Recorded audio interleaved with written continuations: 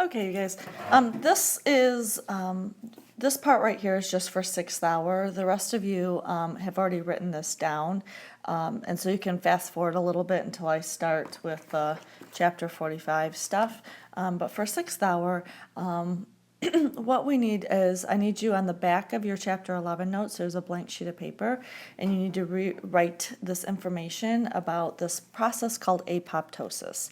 And so you can pause this and write it from the screen, and I'm going to go ahead and talk about it. So it's programmed cell death or cell suicide. So how this relates to cell signaling is that the cell can release what's called a death ligand and cause it to die. How does it do that? So what's activated is the enzyme, and what happens is the enzymes chop up the components of the cell. So that means organelles and things like that, and then they package them into vesicles that are later digested by scavenger cells. Scavenger cells are cells that can undergo endocytosis to take in particles and digest them. And so what happens is this process of the interior part of the cell being digested. So we have this cell, and there's a death ligand that binds to it. So that death ligand can be produced by that same cell and goes and binds to the receptor. And what that triggers is a signal transduction pathway that eventually causes an enzyme or a groups of enzymes to be made and activated, and then that triggers the destruction of the cell. And so therefore, you don't want all these digestive enzymes to get out of the cell and start digesting surrounding cells. So what happens to this cell here is eventually it packages all this digestion material and causes, and the cell becomes, instead of one big cell, it breaks off and becomes many smaller vesicles, and the vesicles contain parts of the cell, and then these vesicles are the vesicles that are digested by scavenger cells. And so that's what happens. So this apoptosis, the cell death, can be triggered by that extracellular outside the cell death signaling ligand, which that's an example of up here. Also, if DNA is damaged, so if you have damage to the DNA and you don't want that cell then that is damaged, because the DNA is codes for making proteins, so if it's damaged, you don't want to make more cells of that, and so therefore the cell can be triggered to die. Or if the cell, the DNA is okay, but then it's folding the proteins wrong in the endoplasmic reticulum, and it's not getting its right shape, then those proteins aren't going to have the right job and be able to do the right job in the cell, and therefore there's going to be something going on that's wrong with the cell, and so therefore that can also trigger cell death. I'm going to flip this sheet over because there's 3 more bullets that you need to write. So again, you might want to pause this. So apoptosis, why it's important, as we said here, can kill off cells that have damage done to them, so that's a good thing. It's also part of normal development in animals, and so an example is between our fingers. So here's my hand here. Early on in development, there's tissue between our fingers, and this tissue slowly goes away during development, and why it goes away is the cells that comprise that tissue goes through apoptosis, and so these cells die, and therefore leaving our digits. And this happens with our hands and with our feet. And on Monday, I'll show you a picture of that happening with the paw of a mouse as well. Apoptosis has also been linked to some things that are harmful. So it's thought that apoptosis may be involved in some diseases like Parkinson's and Alzheimer's, where apoptosis is going on in cells that maybe shouldn't be going on. And then in this case here with cancers, they think that cancers bypass apoptosis, so these cancerous cells, which there's something wrong with them, and cancerous cells, what they do is they divide uncontrollably. So normally when a cell divides and becomes two cells, that's tightly controlled. And if something is wrong with that regulation system, that's something wrong with the cell, which should trigger apoptosis and doesn't. And so therefore you can have a cell with something wrong with it and not regulating its cell division, and reproducing so that you can get lots of those cells that have something wrong with them. And so we'll talk a little bit more about cancers in chapter 12. All right, so that's for 6th hour, and so that's what we missed at the very end of the hour. So now we're going to start with the chapter 45. So everybody else, this is where we're going to start here. And the first part of this chapter is really, as you'll see, quite a review of some of the things that we've already talked about here. So notice it says hormones in the endocrine system. So the endocrine and nervous system. We're going to talk about the nervous system in the coming weeks, and nervous and immune system. So I'm going to introduce it to you now. So these two systems coordinate communication throughout the body. The nervous system sends certain signals and the endocrine sends certain signals, but the signals are different. So it allows the parts of your body to communicate. So the endocrine system secretes hormones that travel via the blood and coordinates slower but longer acting responses, including reproduction, development, energy, metabolism, growth, and behavior. The endocrine system often sends hormones, like we said, through the bloodstream, and the blood travels throughout your body. And so it takes a little time for those hormones to get what they're supposed to get and bind with the cells that they're supposed to bind with the correct receptors, and then get the response going. So it's a slower process than what happens in the nervous system. The nervous system conveys signals as well, but they convey high-speed electrical signals. So these are much different signals. The similarity is they're both sending signals. The electrical signals travel at a much faster rate. So, and they travel through these specialized cells called neurons. The neurons is the basic cell for the nervous system. And what happens is these cells regulate other cells. So what that means is, like, a neuron can stimulate a muscle to contract. So therefore a muscle doesn't contract unless a neuron tells it to. And so that's what it means by controls other or regulates other cells. The nervous system transmits information between specific locations, so like the spinal cord in a muscle cell. Nerve impulses can be received by neurons. They can be received by muscle cells, endocrine cells, and exocrine cells. So these neurons, so you have one neuron. A neuron kind of looks like this. It has a cell body, but coming from that cell body, it has these little fibers called dendrites, and then it has this long part here called the axon. All right, and then it has this synaptic terminal at the end here. And so what happens is that this neuron communicates with another neuron by releasing chemicals called neurotransmitters. So these guys leave the neuron. So this is one neuron. And so what we're talking about is that the receiving cell, who's going to get the neurotransmitters and therefore cause a response to happen, the receiving cell here could be a neuron, a muscle cell, an endocrine cell, or an exocrine cell. And so that's what these guys here, it's the receiving cell from the neuron. So what are exocrine and endocrine glands? Exocrine glands are glands that secrete their products, excluding hormones and other chemical messengers, into ducts, which lead directly to the external environment. So ducts are like little tunnels. So example, sweat glands. Sweat glands, you have cells of, this is the surface of your skin, you have cells that secrete your components of sweat into these glands, and then there's a duct that then leads to the external environment, which in this case is the surface of your skin. So that's what that means there.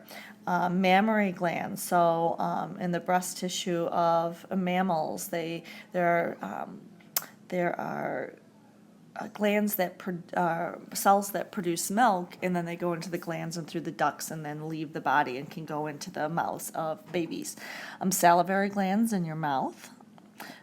Your stomach, pancreas, liver have glands that produce certain enzymes. They have ducts that allow them to mix the enzymes to mix with your food. They are the counterparts to endocrine glands. So endo is the opposite. Exo is outside, endo inside. So these guys secrete their products, which happen to be hormones, directly into the bloodstream. So these guys are ductless glands. There are no ducts, then there's nothing that tunnel it travels through, like I used the example with the sweat. Or they release hormones that affect only target cells nearby. So the cells can be nearby, where it releases a ligand, and then that ligand can bind to a nearby cell. Or the cells can be far away, where here's your bloodstream. The ligand is produced by one cell, the hormone, and then it goes to another cell in another part of the body. It can either go in or, depending upon if it's polar or non-polar, binding to the receptors or into the cell. All right, so let's look at endocrine signaling and focus on this. This is going to be the focus of this chapter, or what we're doing for this with this chapter. So hormones secreted into the extracellular fluids by endocrine glands reach their targets via the bloodstream. So that's like this here. So that it releases first into the extracellular fluid, then into the bloodstream, which then can go to the target cell. Hormones may travel long distances. All right, so it can go all throughout the body and travel very long distances. Endocrine signaling maintains homeostasis, which, remember, is maintaining a constant internal environment. So that can be regulating lots of different things, body temperature, and so on. So lots of different things. We're going to look at in a little bit here about maintaining glucose levels. It can also mediate responses to stimuli. So that's external things, and also regulate growth and development. So these hormones do lots of different things. So as a review, we have part of the endocrine signaling. We have paracrine and autocrine signaling. And so local regulators act over short distances, reaching target cells solely by diffusing. And so in paracrine, if you remember from our cell communication packet, paracrine signaling, the target cells lie near the secreting cells, so they're close. All right, so that's like this example up here. They're close together. In autocrine,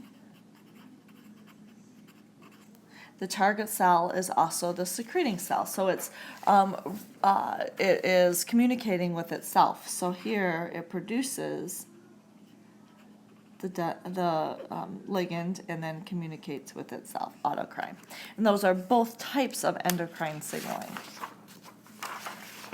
So this picture here is showing you those different things. So endocrine signaling is long distance, a type of cell communication. And so the one cell makes the ligand, it goes into the blood vessels, travels long distances, and goes to the target cells. Notice here these little spots on the membrane of the target cells are supposed to be the receptors. So these cells have the right receptors. See these little receptors here. So these ones have the right receptors, and therefore inside then that elicits a response. So a signal transduction pathway which gives you a response. So that's endocrine system signaling, long distance signaling. They're oftentimes going through long distances and oftentimes using the bloodstream. So that's one type of signaling. Paracrine signaling is the cells are nearby, so this cell is going to communicate with these cells, so they're nearby, so you don't really need the bloodstream. It can just diffuse through the extracellular fluid, and the cells that have the correct receptor, so these cells right here do not have the correct receptor, so they're not being affected by these ligands. These guys are, and so therefore they elicit a response. And then here's the autocrine signaling, where it releases the signal and the signal binds to receptors on the same cell. So hormones, remember, can be in two classes, non-steroid or steroid. So the non-steroid hormones do not pass easily through cell membranes. They're often amino-based, so amino acid-based, which means that they are proteins, all right, or polypeptide chains. Most hormones are like this. So most of our hormones, we're going to talk about insulin. We've already talked a little bit about epinephrine. I'm going to go over it again real quick. And then our second class of hormones are steroid hormones that do pass easily. Testosterone is an example.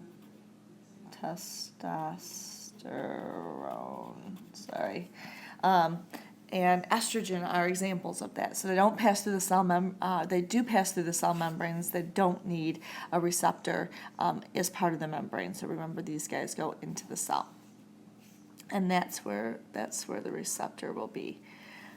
These guys, the receptor is part of the cell membrane, and they bind to it. So water-soluble hormones. So let's talk about insulin, epinephrine. They bind to a receptor. So the binding of a hormone to its receptor initiates that signal transduction pathway.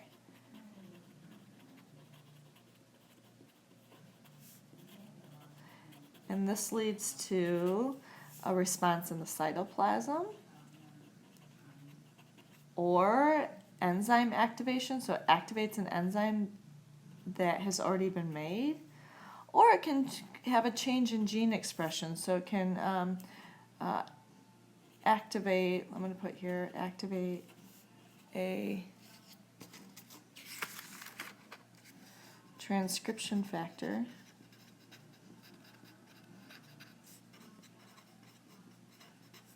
which can turn on a gene. And therefore can make a protein that it never was able to make before. So let's go through an example of a water-soluble hormone that we've already talked about, epinephrine.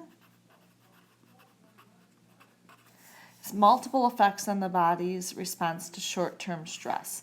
And so this is like the fight or flight response,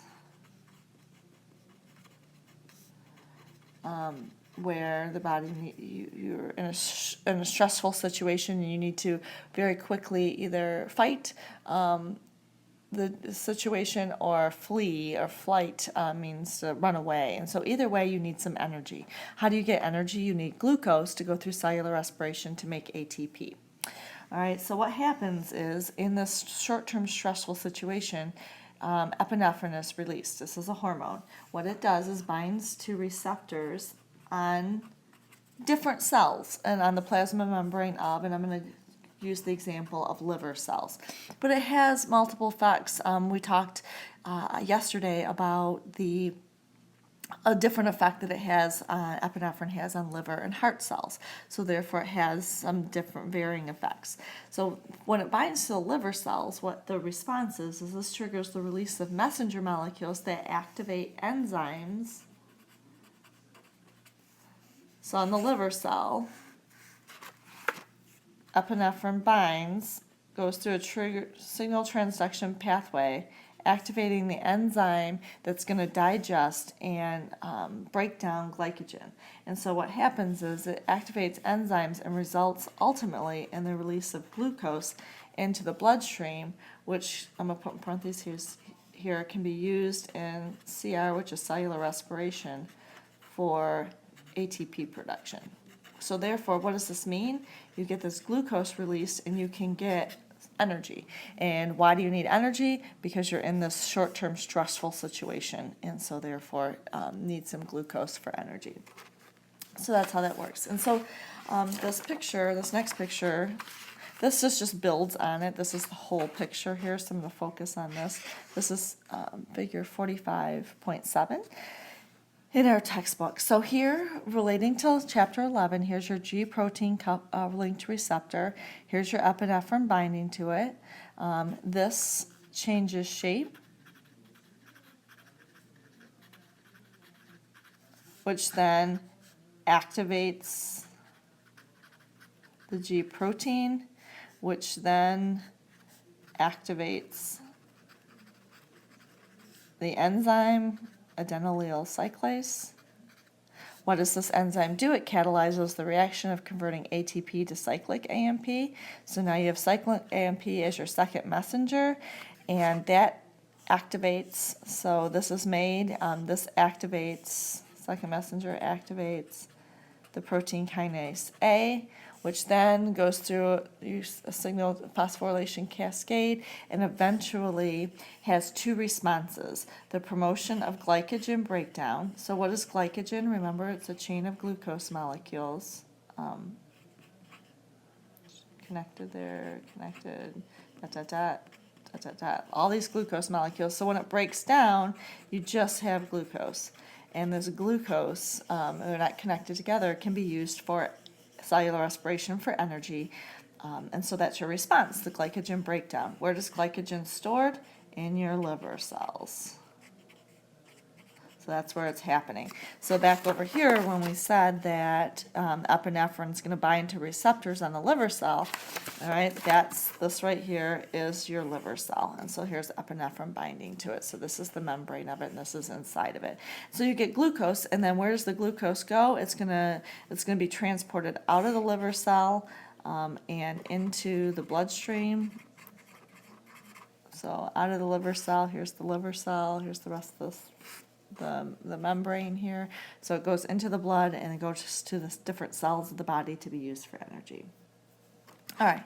So then remember that hormones that are not polar can get through this lipid bilayer. So these guys, a lipid-soluble hormone or a nonpolar or hydrophobic hormone is usually the change isn't, it doesn't bind here, and so the change that or the response in the cell is different, and this is actually regulates oftentimes gene expression. So therefore the hormone enters target cells and binds to protein receptors in the cytoplasm or actually inside the nucleus. And then therefore these proteins receptor complexes, once the molecule binds to them, regulates the transcription of specific genes. So what does this mean? So this is your cell, here's your nucleus, here's the receptor. And so what happens is that your molecule can go into the cell and bind. I should draw the molecule so it shows the specific shape here. So this molecule, the receptor, can either be in the cytoplasm or in the nucleus. I'm drawing it in the cytoplasm here, but it could also be actually in the nucleus, which triggers a signal transduction pathway. The molecule at the end can activate a transcription factor. So the transcription factor right here, it becomes activated. So it activates transcription factor. It binds to a gene. So here's the gene. And what that does is this is the gene. And transcription means that you're going to take the gene and the DNA and make an mRNA molecule. The mRNA leaves the nucleus and goes to the ribosome. So this is the ribosome, and that's where your protein is made. And so that's kind of what it does. So it turns on the genes. So when it says regulates the transcription of specific genes, that's how it does that. So that's a quick little review of that. And so that's what this picture here is showing you. Again, this is the beginning part of it, and this is building on the same picture. So I'm going to just look at this bottom picture. So you have a hormone that enters the cell. It is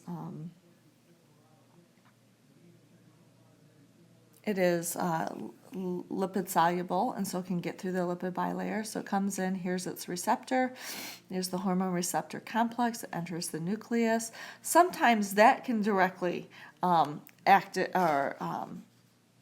to the gene. So I was trying to relate last chapter here. Sometimes it can activate a transcription factor that binds to the gene, and sometimes the actual complex with the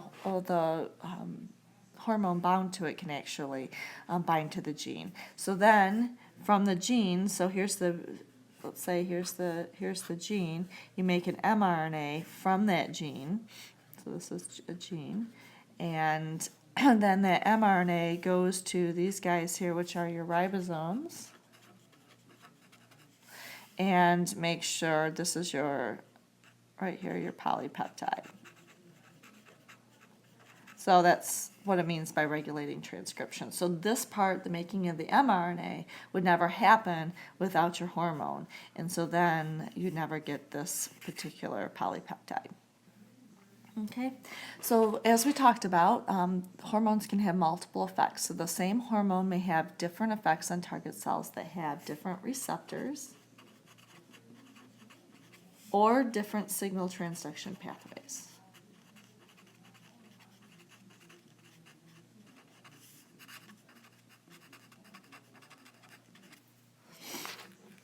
All right, so this picture shows you that in a little bit different way than we talked about in chapter 11. So notice here we're comparing two different things. So it says same receptors but different intracellular proteins. They're not showing you the intracellular proteins, just telling you that they have different proteins. So, and then that makes them have, because they have different intracellular proteins, like the signal transduction pathway proteins, they're going to have different cellular responses. So notice here there's this bracket, so we're going to compare these two cells. What kinds of cells are these? Liver cells and skeletal muscle cells. And so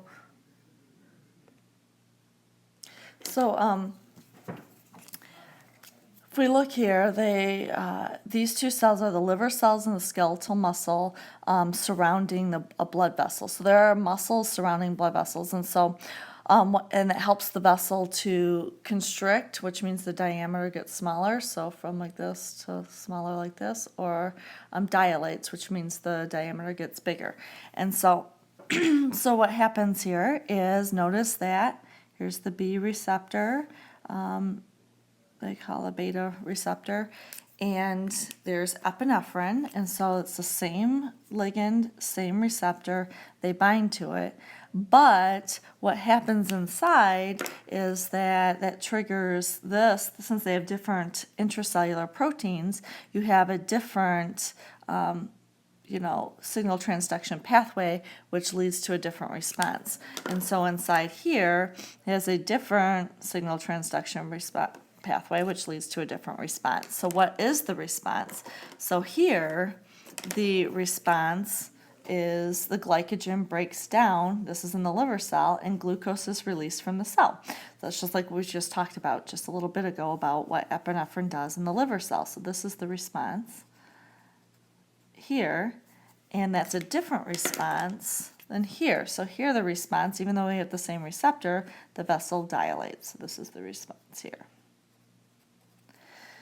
Okay, so that's same receptors, different proteins inside.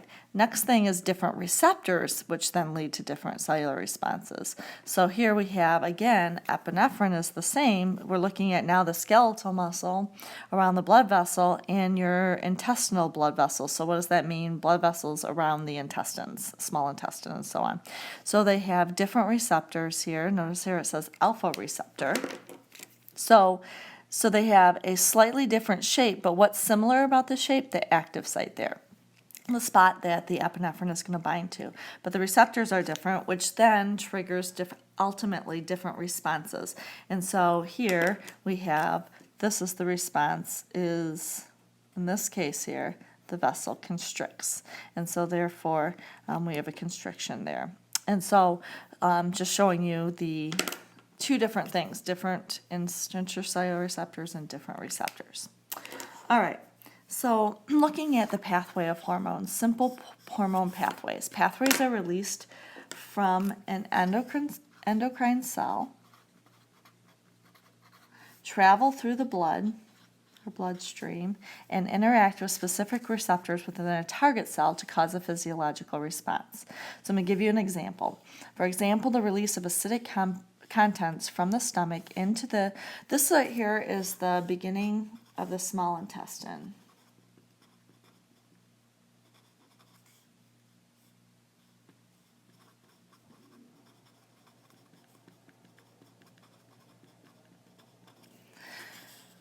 which then stimulates the endocrine cells there to secrete the hormone secretin.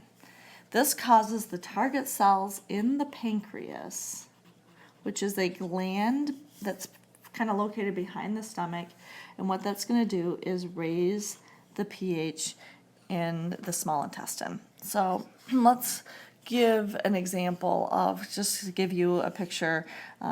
Here's the esophagus from where you eat your food, and then you swallow it. It goes down your esophagus, which leads to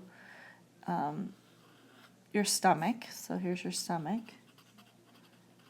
And then your stomach is connected to your small intestine.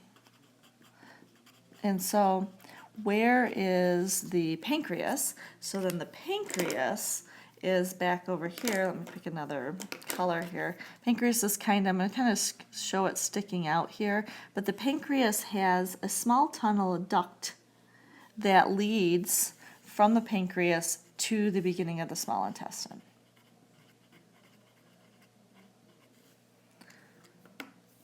All right, so that's how everything's kind of connected. And so if we look here, remember that your stomach, the cells represented by this pink line, the cells of your stomach release acid. And so when it releases acid, remember there's other cells that release enzymes, and the enzymes in your stomach need an acidic environment to work. So there's the purpose of the acid. But it doesn't destroy the cells of your stomach, because you also have cells that release mucus, and that mucus protects the lining of your stomach. So your lining of your stomach isn't harmed by the acid, but what that does is lower the pH. And you have sphincter muscles. There's a muscle here. Sphincter muscle is a circular muscle that can open and close, all right? And so when your acidic contents don't go back up into your esophagus. And so it lowers the pH of your stomach. And so then what happens is some of your food begins to digest, and then it goes into your small intestine. Now your small intestine, now you've got this acidic contents in your small intestine. Your small intestine does not have the cells to make mucus, so they don't have that protection. So it can be detrimental for the cells lining your small intestine to have this acidic nature. And so then what happens is, to neutralize and bring the pH back up so it's not so acidic, your pancreas actually releases what are called bicarbonate ions. So I'm going to write here, they write bicarbonate, all right, ions, and it releases them, and it goes down the duct and mixes the bicarbonate ions, the bicarbonate fluid mixes with your food and neutralizes it. All right, and so that's kind of the big picture of what's going on here. So now what I want to talk about is how cell communication and how hormones play a role in, so it actually plays a role in the pancreas knowing when to release the bicarbonate ions, because the pancreas only needs to release it when you have acidic digested food coming into your small intestine. So that's what the next picture shows you here. So this is the relatedness, or how this is related to cell signaling. So your stimulus. So here your stimulus is to cause the pancreas to release the bicarbonate ion is a low pH. Remember, this is the beginning of the small intestine. So back in my picture over here, you have food entering in, the stomach releasing the acid, and now you've got this acidic digested food moving into your small intestine. So your small intestine now is getting a low pH, all right, because it's more acidic. So we want to fix that. And so that's the stimulus. We have low pH in the small intestine. So then notice here it says the S cell. So these are just a type of cell in the small intestine. secretes the hormone secretin. All right, so that's represented in this picture by these little dots. So this right here is your small intestine cell. That's what it says, endocrine cell. That's what it is, small intestine. It's secreting, this is the hormone secretin. How does the hormone, remember what we want is we want this hormone that's being secreted by the small intestine to communicate with the cells of the pancreas. And so that means the pancreas cells has to have receptors for it and so on. So the small intestine releases or makes secretin and puts it into the bloodstream. And so the bloodstream, I don't have a red pen here, but let me try and draw the add on to this. So there's the bloodstream that passes by the small intestine, but also surrounds the pancreas. So this is your blood. And so this molecule called secretin, so this is secretin, enters the blood, and that this is made, so this is secretin. This is made in response to the low pH. It enters the bloodstream and travels and then goes to the cells of the pancreas. So how does it do that? It's going to bind to a receptor on the cells of the pancreas. So the pancreas has the right shaped receptors. So the hormone secretin goes now into the bloodstream, which then is carried to your the target cell, which is the pancreas. So this is your target cell. And then, so what does that mean? So here on the target cell, the pancreas cell, there are receptors. They have the right shape. The secretin can bind to it. That triggers a signal transduction pathway that elicits a response. What is the response? The response is the release of this bicarbonate that's going to bring the pH up. So it was, remember, the pH was too acidic.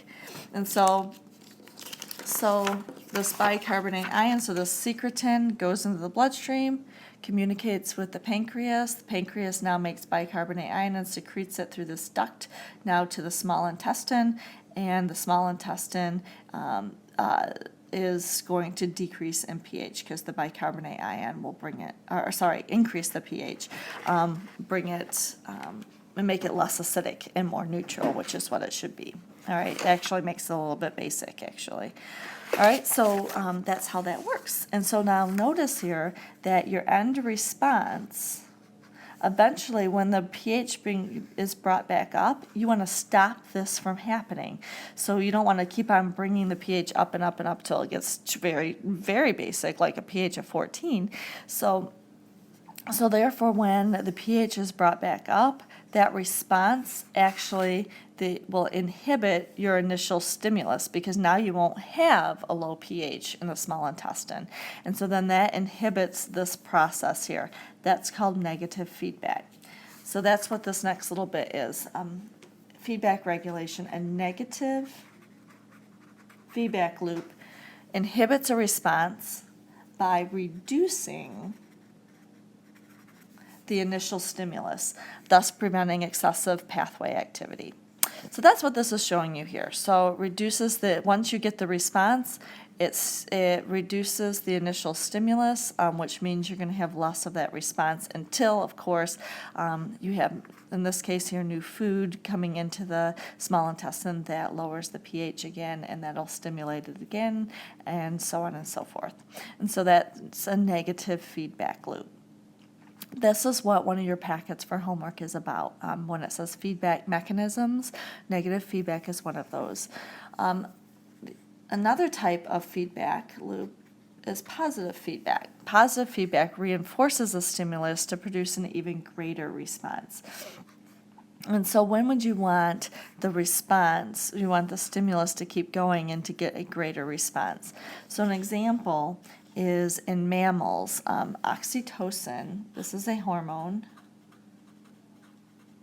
causes the release of milk. So in the breast tissue, in the milk, this causes, the more milk that's produced causes greater suckling by the offspring, which stimulates the release of more oxytocin, And the more oxytocin then causes more milk to be released, which then and then stimulates the release of more oxytocin and so on. So therefore, as one of these occurs, it causes the next one to occur even greater, and so it stimulates it. And so that's positive feedback. Negative feedback, the response inhibits or stops the stimulus, and so this actually encourages it and causes it to happen more.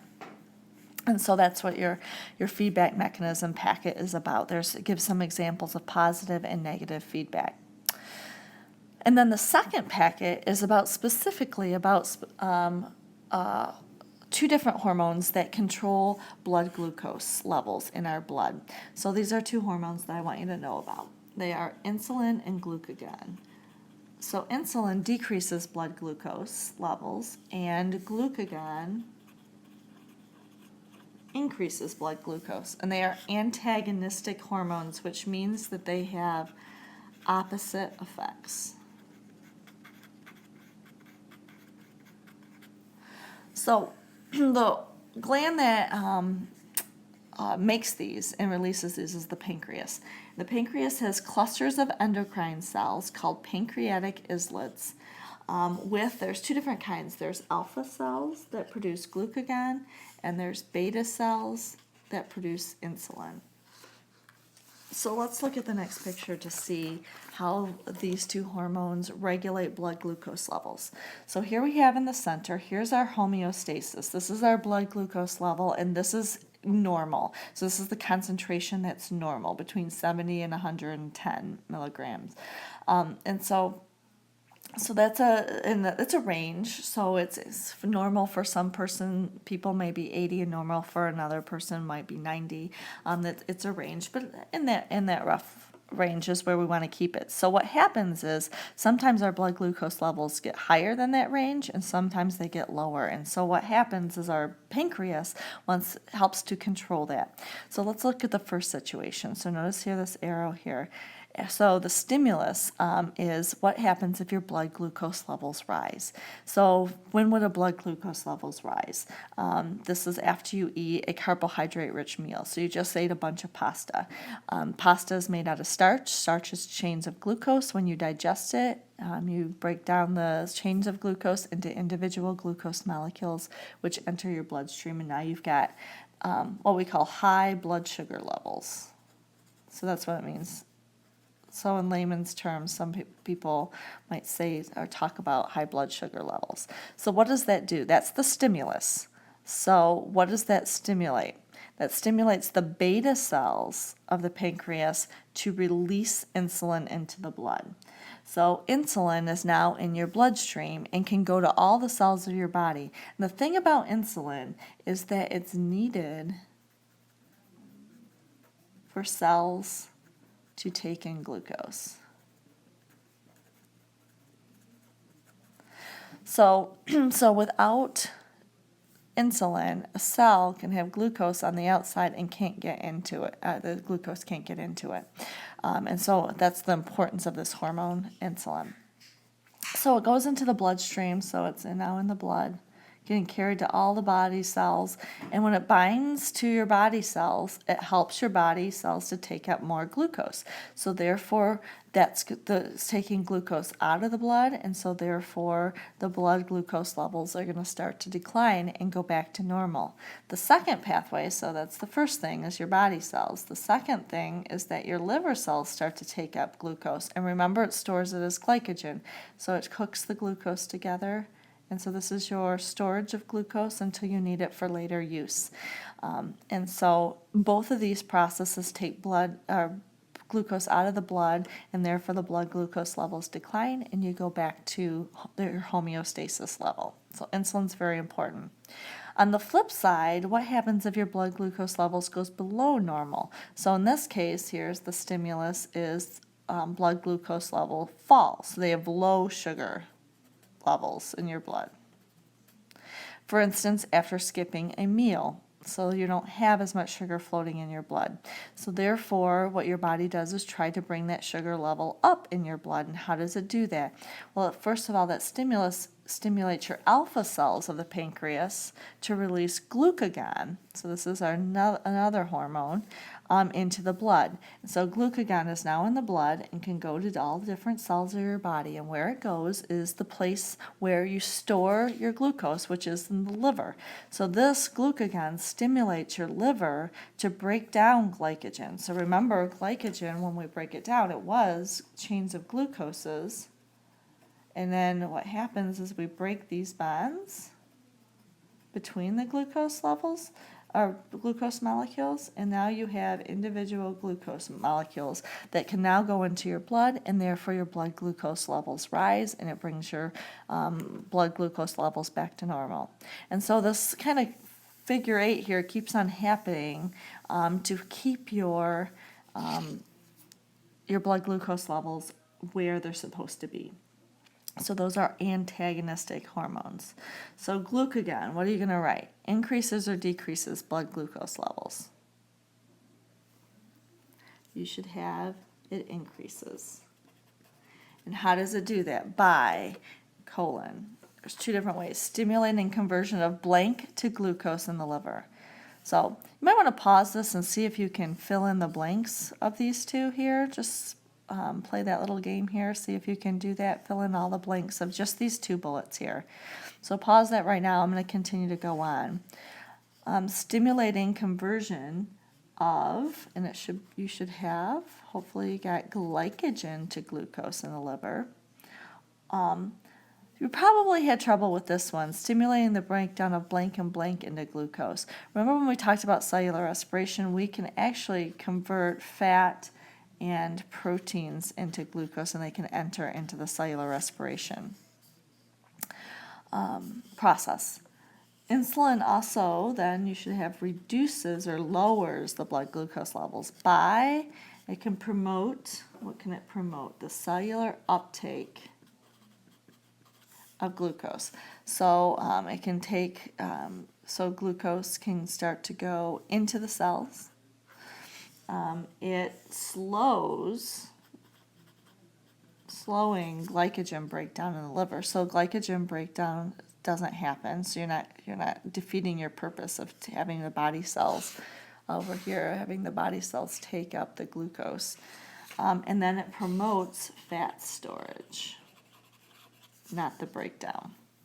So you have too much glucose. Some of that glucose will be converted to fat, and you'll store it.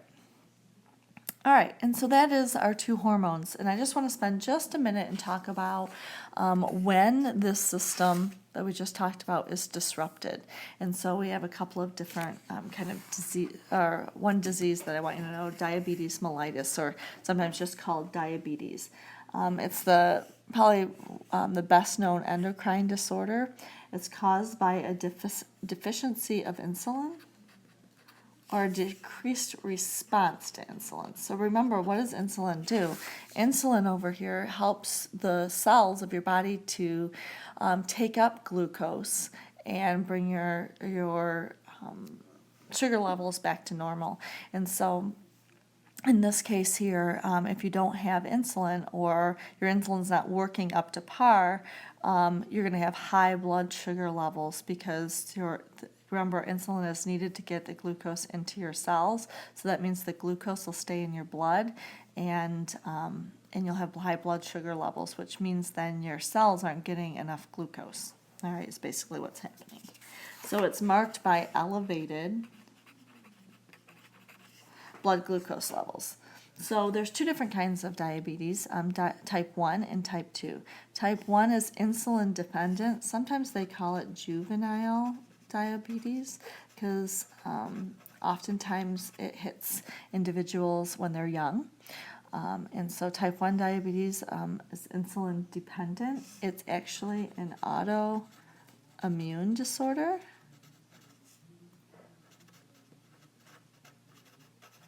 In which the immune system destroys the pancreatic beta cells. And so if we go back over here, so autoimmune disorder, auto means self, and so what happens in any kind of autoimmune disorder is that your own immune system is supposed to attack and kill foreign cells or foreign particles that are coming into your body.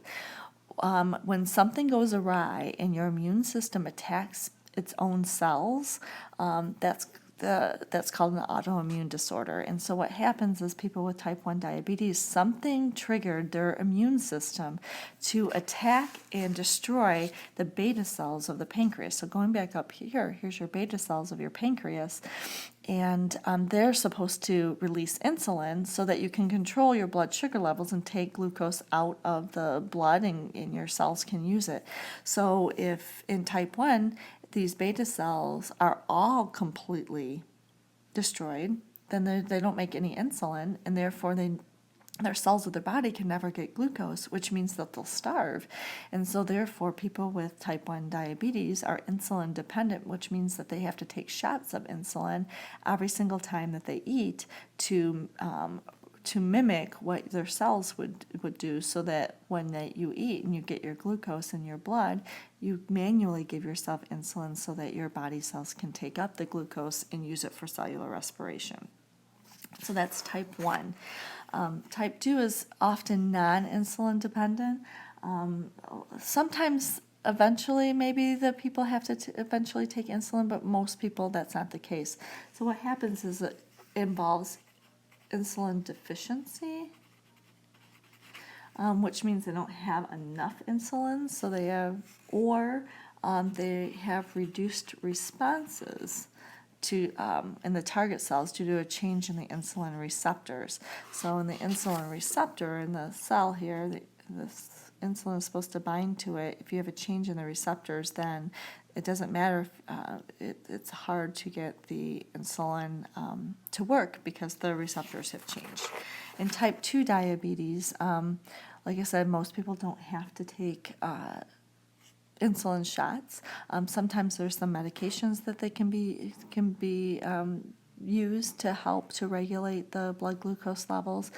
Type 2 diabetes, there's a strong genetic component to that. It runs in families. Also, there's a strong environmental component, meaning that your diet and your health can play a role. So type 2 diabetes can be triggered by being overweight, and so on. So oftentimes, if that's the case, it can actually be reversed. So somebody who is overweight can begin to lose weight and eat healthy, and so on, and reverse the effects and become not need their medication and not have diabetes anymore. So they're very different forms of diabetes, but they both have the same kind of end result as a result of that. So, and that, my friends, is the end. So it's not even an hour long, 52 minutes. So I hope you have a great Thanksgiving, and I'll see you on Monday.